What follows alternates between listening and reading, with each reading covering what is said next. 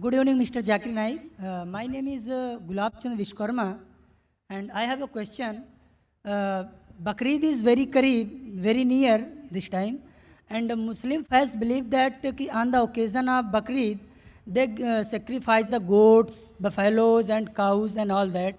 And according to the Islam, insaniyat and humanity is very important, and every faith should be pity and kind on animals and human being and all that.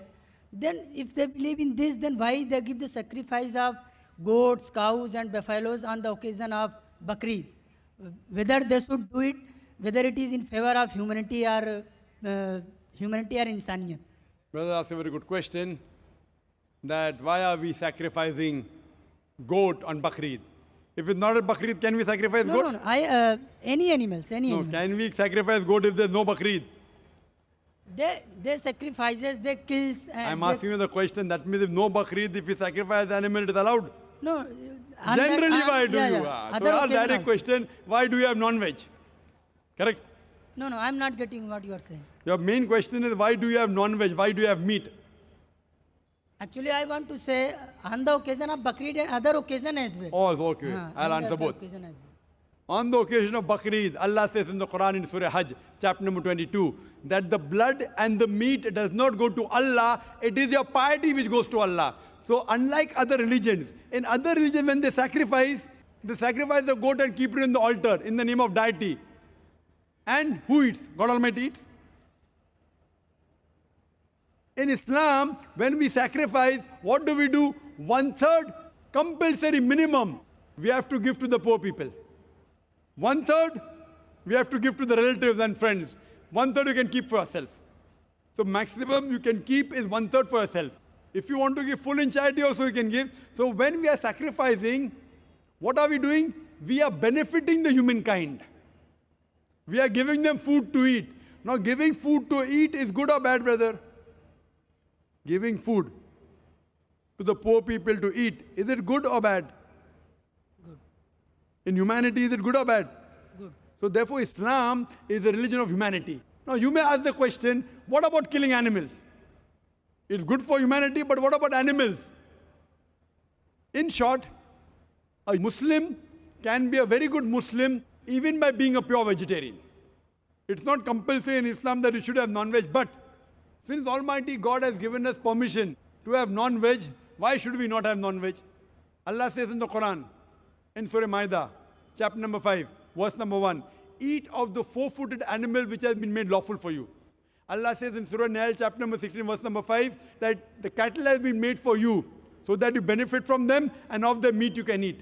The same message repeated in Surah Mu'minun, chapter number 23, verse number 21, that in the cattle is an instructive sign. From the belly you drink milk, and of the meat you eat. So since Almighty God has given us permission, why should we not have it? Now coming to the logical aspect, today science tells us that in non-veg food, in flesh food, it is rich in vitamins, and it is only food which has got complete protein. Our human body, there are total 23 amino acids required by the human body, out of which 8 are not synthesized in the body. It has to be given from the external diet. There is no vegetarian food which gives you all the 8 amino acids. It is the flesh food, the non-veg food, which gives you all the 8 amino acids. Furthermore, if you analyze the set of teeth of the herbivorous animal, cow, goat, sheep, they have got flat set of teeth. They only have vegetables. They can't have flesh. If we analyze the set of teeth of the carnivorous animal, tiger, leopard, lion, they have got pointed set of teeth. They have got a carnivorous set of teeth. They have canine set of teeth. They only have flesh food. They can't have vegetables. If we go in front of the mirror and we see a set of teeth, we have got pointed teeth as well as flat teeth. We have got an omnivorous set of teeth. If Almighty God wanted us to have only vegetables, why did He give us the pointed teeth? For what? To have the flesh food. Furthermore, the digestive system of the herbivorous animal, cow, goat, sheep, can only digest vegetables. They can't digest flesh food. The digestive system of the carnivorous animal, tiger, leopard, lion, can only digest flesh food. They can't digest vegetables. but the digestive system of the human being has got small intestine and long intestine. We can digest vegetable as well as fresh food. If Almighty God wanted us to have only vegetables, why did He give our digestive system we can digest both? Furthermore, there is a misconception that Hindus should not have non-veg. It's misconception. If you read the Hindu scriptures, it's mentioned in Manusmriti, chapter number 5, verse number 30, that Almighty God created some animals to eat and some to be eaten. If you eat the animals that have been created to be eaten, you're not doing a sin. It's mentioned in Manusmriti, chapter number 5, verse number 31, that Almighty God has created some animal for sacrifice. So if you kill the sacrificial animal, you're not doing a sin. It is mentioned in Manusmriti, chapter number 5, verse number 40, that killing in sacrifice is not a sin. There are various references in the Hindu scriptures and the Vedas that the sages and sons, they had non-veg, they even had beef. If you read Mahabharat Anushasan Parv, chapter number 88, you know the story of the Pandavas. You know Pandavas? 5 brothers. The eldest brother Yudhishthir, he asks Bhishma that what should we give in yagna, in puja, so that our ancestors will be satisfied. So Bhishma replies that if you give herbs and shrubs and vegetables, our ancestors will be satisfied for 1 month. If you give fish, for 2 months. If you give meat, for 3 months. If you give hare, rabbit, for 4 months. If you give goat, for 5 months. If you give bacon, for 6 months. If you give birds, for 7 months. If you give deer, 8 months. And the menu continues. If you give buffalo, for 11 months. If you give cow, our ancestors will be satisfied for 1 full year. And if you want your ancestors to be satisfied inexhaustibly, give red meat of goat or a rhinoceros. Who says that?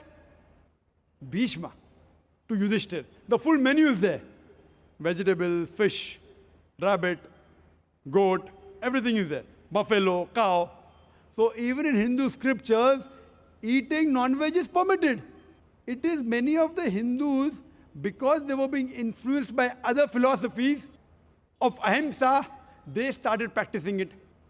And these people who follow ahimsa, that's non-violence, not killing any living creature, if any human being can lead a life without killing living creatures, I'm for it. What they say, killing animal is a big sin because they're life. Killing life is prohibited. Today science is advanced and we have come to know that even the plants have got life. So by eating vegetables, you're killing life also. But the logic has changed. No, we understand that the plants have got life, but the plants can't feel pain. Therefore, killing a plant is a lesser sin as compared to killing an animal. For sake of argument, I agree. Today science tells us that the human ear can hear frequencies between 20 cycles per second to 20,000 cycles per second. Anything below and above we can't hear. Today science tells us that even the plant cries, but the human ear cannot hear. So there was a farmer in USA who had equipment which converted the cry of the plant to the human ear, and he used to know that that required water. Someone will say, okay, fine, I agree that the plant can feel pain, but you know, it has got 2 or 3 senses less.